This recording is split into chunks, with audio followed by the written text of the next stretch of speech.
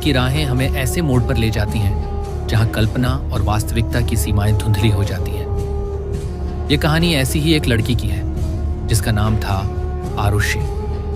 आरुषि एक उत्साही wild life photographer थी जो जंगलों की रहस्यमयी दुनिया में खो जाना पसंद करती थी। कैमरा उसके हाथ में एक जादुई छड़ी की तरह था जो हर पल को अमर बना देता। लेकिन एक दिन उसकी ये जुनून उसे ऐसी जगह ले गया जहां से वापसी का रास्ता आसान नहीं था। ये सब उस दोपहर शुरू हुआ जब आरुषि एक घने जंगल में घुस गई। वहां की हरियाली, जंगली जानवरों की आवाजें और अनजाने पेड़ों की छांव उसे मोहित कर रही थी। वह एक दुर्लभ पक्षी की तस्वीर लेने के चक्कर में इतनी आगे बढ़ गई कि रास्ता भूल गई। शाम होने लगी थी, आसमान में बादल घिराए और अचानक तेज बारिश शुरू हो गई। पानी की बूंदें इतनी तेज गिर रही थीं मानो आसमान फट गया हो। आरुषि के सारे कपड़े भीग गए, उसके बाल चिपक गए और ठंड उसकी हड्डियों तक घुसने लगी। वह कांप रही थी, उसके दांत बज रहे थे। जंगल का हर कोना अब दुश्मन जैसा लग रहा था। बारिश और तेज हो गई। आरुषि ने चारों तरफ नजर दौड़ाई लेकिन कहीं कोई आश्रय नहीं दिखा। ठंड से उसका शरीर सुन्न होने लगा। तभी थोड़ी दूर पर उसे एक पुरानी झोपड़ी नजर आई। वह जर्जर लग रही थी लेकिन उस वक्त वह स्वर्ग से कम नहीं थी। आरुषि तेजी से दौड़ी और झोपड़ी के अंदर घुस गई। अंदर का दृश्य और भी उदास था। झोपड़ी खाली थी, सिर्फ एक पुरानी चारपाई पड़ी हुई थी और एक टेबल पर एक धूल भरी बोतल रखी थी। कोई इंसान नहीं, कोई जानवर नहीं, सिर्फ हवा की सनसनाहट और बाहर की बारिश की आवाज। आरुषि ठंड से कांप रही थी। उसके कपड़े पानी से तरबतर थे और हवा की सर्दी उसे बीमार करने पर तुली थी। उसने बोतल पर नजर डाली। वह पुरानी और अजीब लग रही थी, जैसे सदियों से वहां रखी हो। जिज्ञासा ने उसे बोतल उठाने पर मजबूर कर दिया। जैसे ही उसने बोतल को छुआ, वह चमकने लगी। आरुषि को लगा कि शायद ये कोई कीमती चीज है, कोई प्राचीन कलाकृति। उसने बोतल को थोड़ा साफ किया और अचानक बोतल से धुआं निकला। धुआं घुमावदार आकार लेते हुए एक विशालकाय आकृति में बदल गया। वो एक जिन्न था, लंबा, शक्तिशाली, आंखें चमकदार और आवाज गूंजदार। आरुषि डर से पीछे हट गई। उसे लगा कि यह कोई भूत है, कोई जंगली आत्मा।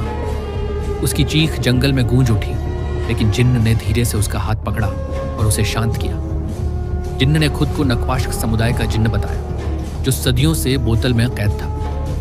वह किसी भी इंसान की 2 इच्छाएं पूरी कर सकता था, लेकिन तीसरी इच्छा उसे खुद पूरी करनी पड़ती थी। अगर वह इच्छा पूरी ना हुई तो इंसान को अपनी जान गंवानी पड़ती थी। ये एक सौदा था, इच्छाओं के बदले एक कीमत। आरुषि चौंक गई। वह सोचने लगी कि ऐसा कौन सा जिन्न है जो अपनी इच्छा खुद पूरी नहीं कर सकता और एक इंसान की मदद मांगता है। जिन्न ने बताया कि उसकी तीसरी इच्छा उसकी आज़ादी से जुड़ी है। उसे बोतल से मुक्त होने के लिए इंसान की मदद चाहिए। आरुषि ने ज्यादा न सोचते हुए अपनी पहली इच्छा जताई। उसके कपड़े भीगे थे, ठंड लग रही थी। वह चाहती थी कि जिन्न गर्मी का कोई इंतजाम करे ताकि उसके कपड़े सूख जाएं और ठंड न लगे। जिन्न ने ताली बजाई और झोपड़ी में एक आग जल उठी। लपटें नाचने लगी, गर्मी फैलने लगी। आरुषि ने आग के सामने अपने कपड़ों और शरीर को सुखाया। ठंड भाग गई और वह राहत महसूस करने लगी। कुछ देर बाद जब उसके कपड़े सूख गए और गर्मी का एहसास हुआ, उसने अपनी दूसरी इच्छा बताई।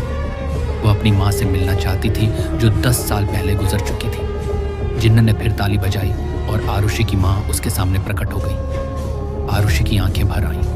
वह खुशी से रोने लगी। दोनों ने एक दूसरे को गले लगाया। आरुषि ने माँ को बताया कि यह जिन्न की शक्तियों का कमाल है। उन्होंने पुरानी यादें ताज़ा की, हंसी मजाक किया, दुख सुख बांटे।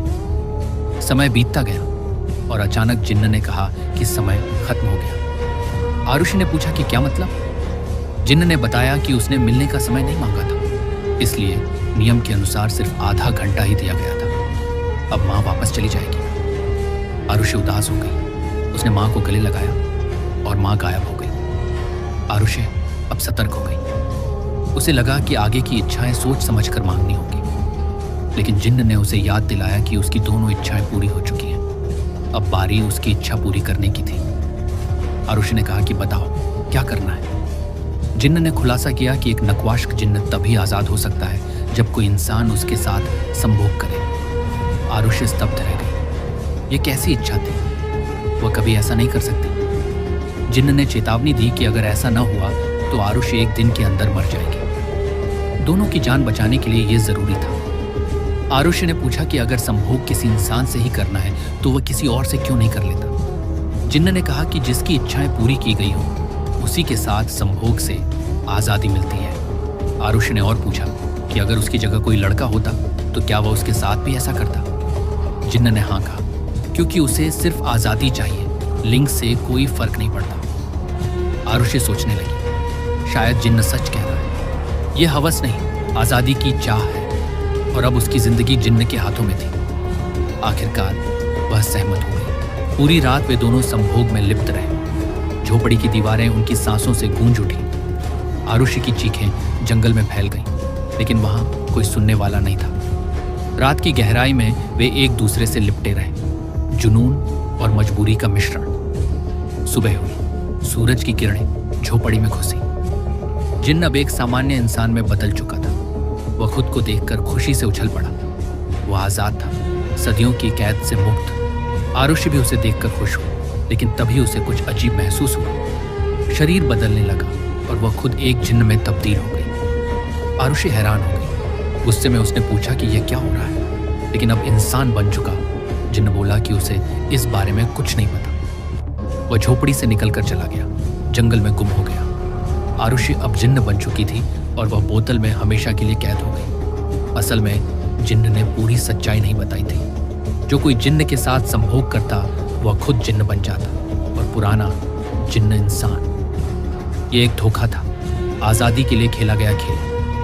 अब आरुषि तभी आजाद होगी जब कोई उसे बोतल से निकाले और उसकी इच्छा पूरी करे। लेकिन कहानी यहीं खत्म नहीं होती। आरुषि की कैद की शुरुआत थी एक नई जिंदगी की।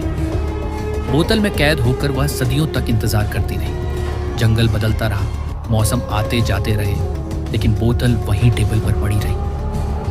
क्या आप उस जंगल में जाना चाहते हैं? अगर आपको बोतल मिल जाए तो आप क्या करेंगे? नीचे कमेंट में बताना। अगर आपको हमारी मेहनत और यह वीडियो पसंद आई तो एक लाइक जरूर करें।